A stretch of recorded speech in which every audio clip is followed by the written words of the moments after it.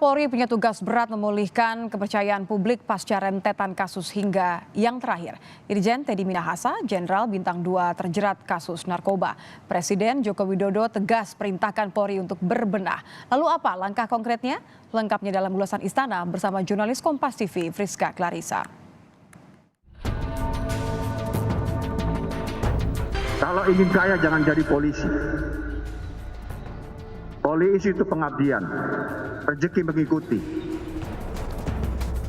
Menetapkan Pak WTM sebagai tersangka. Penegakan hukum untuk yang berkaitan dengan narkoba. Ini yang akan nanti bisa mengangkat kembali kepercayaan masyarakat.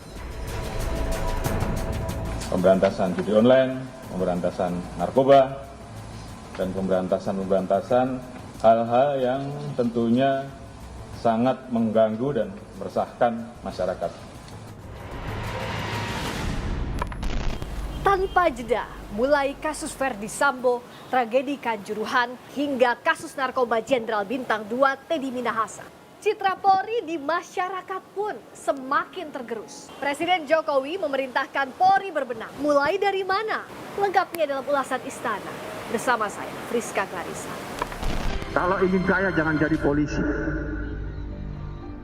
Polisi itu pengabdian, rezeki mengikuti. Apalagi di Sumatera Barat ini saya tekankan, jangan berorientasi cari duit di sini. Masih banyak.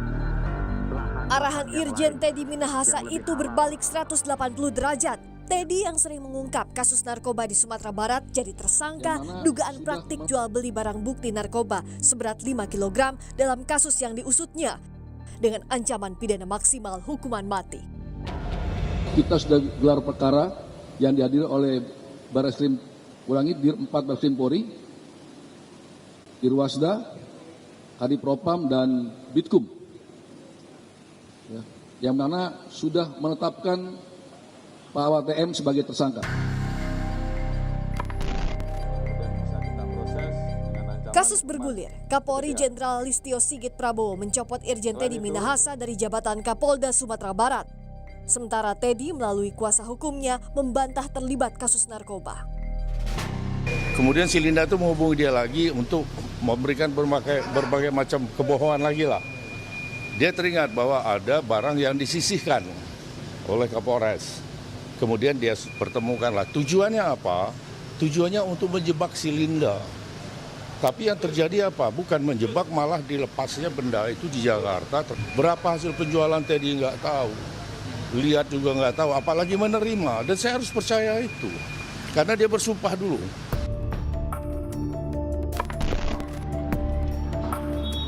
Polda Metro Jaya tetapkan 11 tersangka. Selain Irjen Teddy Minahasa, ada 4 anggota Polri terseret. Mulai anggota Satres Narkoba Polres Jakarta Barat, Kapolsek Kalibaru, Polres Pelabuhan Tanjung Priok, anggota Polres Tanjung Priok, hingga mantan Kapolres Bukit Tinggi. Bertubi-tubi sebelum kasus Teddy sejak Juli, publik dikecewakan dengan kasus pembunuhan berencana oleh Verdi Sambo, mantan Kadif Propam Polri. Disusul tragedi sepak bola di Stadion Kanjuruhan. Dari survei tingkat kepercayaan publik terhadap lembaga penegak hukum yang dirilis Lembaga Survei Indikator Politik Indonesia, tingkat kepercayaan publik ke Kejaksaan Agung paling tinggi, 75%. Di bawahnya ada pengadilan, kemudian Komisi Pemberantasan Korupsi, serta Polri di paling akhir, 63%. Presiden Jokowi tegas perintahkan Polri serius membenahi kepercayaan publik yang bobrok pasca rentetan kasus. Kapolri pun berjanji membenahi total Polri. FS runyam semuanya dan jatuh ke angka yang paling rendah. Dulu dibandingkan institusi-institusi penegak hukum yang lain tertinggi, sekarang saudara-saudara harus tahu menjadi terendah.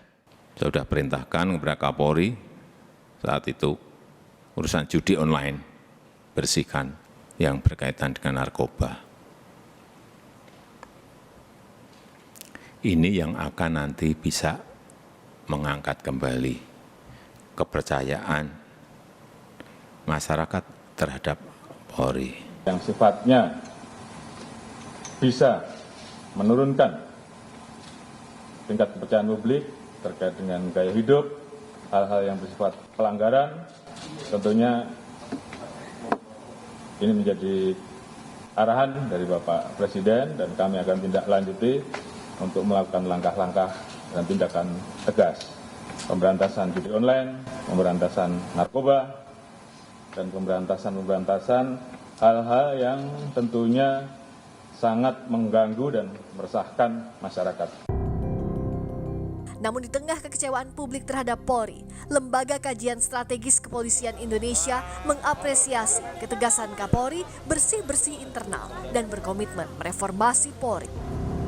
Pada seluruh jajaran Polri ya. Artinya itu akan menjadi energi buat Kapolri ya. Untuk ke depan akan lebih tegas kemudian terus melakukan berbagai upaya di dalam melakukan pembenahan dan perbaikan. Dengan adanya tadi komitmen Bapak Kapolri tadi yang siap akan melakukan reformasi, insya Allah Polri ke depan akan semakin baik. Pekerjaan rumah Polri setumpuk, tak mudah memperbaiki kepercayaan publik dan melepaskan citra buruk. Pembuktian reformasi internal Polri dan ketegasan Kapolri yang kini harus diawasi. Friska Clarissa, Anggi Mendarwan, Kompas TV, Jakarta.